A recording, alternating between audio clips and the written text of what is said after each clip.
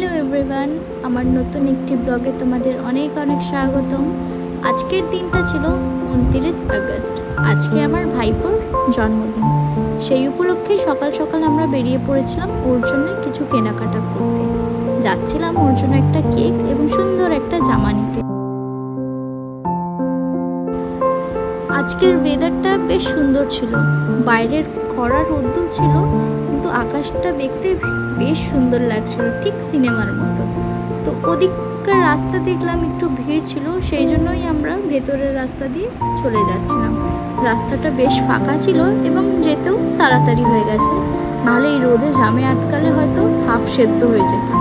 তো প্রথমে যাব স্টেশনে, স্টেশন থেকে ওর জামা কিনবো। স্টেশন থেকে বলতে আর কি, স্টেশনে আমাদের যে বাজার কলকাতাটা আছে সেখান থেকে। যারা মল থেকে শপিং করো তারা কিন্তু এখানেও আসতে পারো, হয়তো অনেকে এসে কেনাকাটা করে যাও, কিন্তু যারা এখনো আসোনি এসে এই জায়গা থেকেও শপিং করতে পারো। স্পেশালি বাচ্চাদের জন্য কিন্তু খুব ভালো ভালো কালারফুল কালেকশন আছে। আর এখন তো পুজো আসছে, পুজোর জন্য বেশ ভালো কালেকশন ওরা রেখেছে, রিজনেবল প্রাইসের মধ্যেও রয়েছে।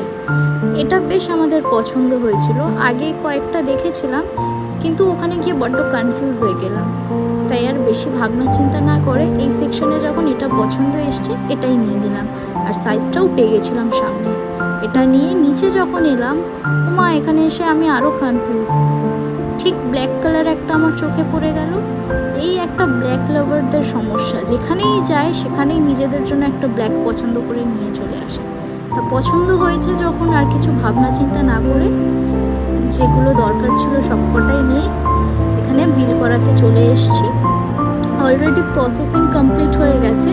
একটুখানি দাঁড়িয়ে যেতে হয়েছিল কারণ সার্ভার প্রবলেম হচ্ছিল, তো কিছুক্ষণ পর সেটা আবার ঠিক হয়ে গেছে।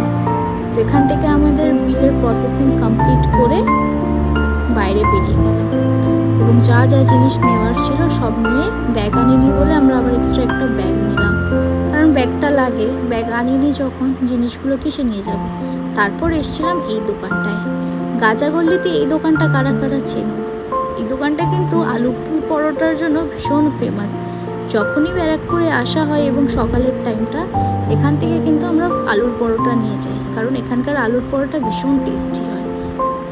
আর অনেক রকমই খাবার এনারা রাখেন, তবে এখানকার আলুর পরোটাই আমার বেশি পছন্দ। তাই আর বেশি ভাবনা চিন্তা না করে আলুর পরোটা নিয়ে নিলাম, বাড়ি গিয়ে এটা দিয়েই ব্রেকফাস্ট হয়ে যাবে। তারপর আমরা আবার ব্যাকে গেলাম, ঢুকবো এখন নিউ এমরে। রাস্তাটা দেখুন কি সুন্দর লাগছে না দেখতে, আকাশটা বেশ একদম নীলের মধ্যে সাদা, ঠিক সিনেমার মতোই লাগছে। তো যাই হোক, চলে এসেছি নিউ এমরে।